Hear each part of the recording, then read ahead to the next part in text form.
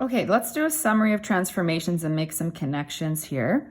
When we've got a vertical stretch or compression, we are looking at the a value in the equation. So y equals ax squared.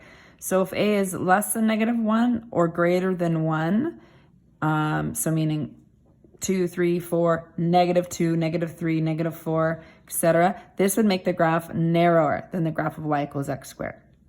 If the graph is between -1 and 1, or the a value, so your coefficient, so let's say -1/3, +1/3, -1/4, 1/2, etc., it would make the graph wider. So if we look at these two examples, if you see a coefficient like 2, that would be narrower. If you have a fraction like 1/2, that would be wider, and it would be by a factor of that a value. So this would be twice the value of the width of the x squared. Vertical shift is represented by the number after the x squared. We call that the k value, so ax squared plus k. So if k is greater than 0, there's a vertical shift up k units. If k is less than 0, there's a vertical shift down k units. So we'll use these two examples. So if we have the equation y equals x squared plus 4, the graph would shift up 4 units. If it was a -12, this would shift down 12 units. So that makes sense with the signs. Let's take a look at the horizontal shift now. Okay, if you have an h value greater than 0, there's a horizontal shift of h units to the right. So again, if it's positive h, it's to the right.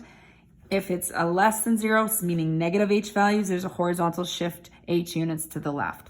So we have to remember, though, that in this equation, you have an x minus, it's a minus sign, the h value. So that's going to affect a little bit kind of what maybe our first instinct might be in terms of left and right here.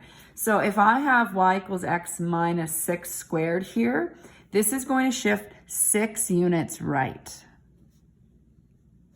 Now I realize that that sign appears a little bit opposite, but I'm going to talk about that and explain that a little bit better down here. If it's a plus 8, this is going to be 8 units left.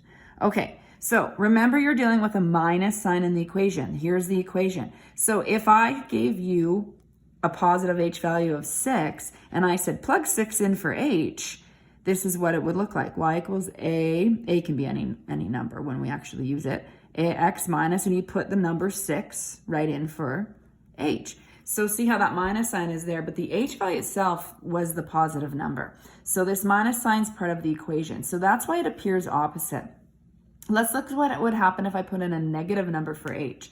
So I would say y is equal to a times x minus -8 squared. So you'd have x minus -8. Well, two negatives, we would simplify that and make that look like a positive number. So the signs appear opposite, but the actual h values are positive when this was a minus sign and negative when it's a plus sign.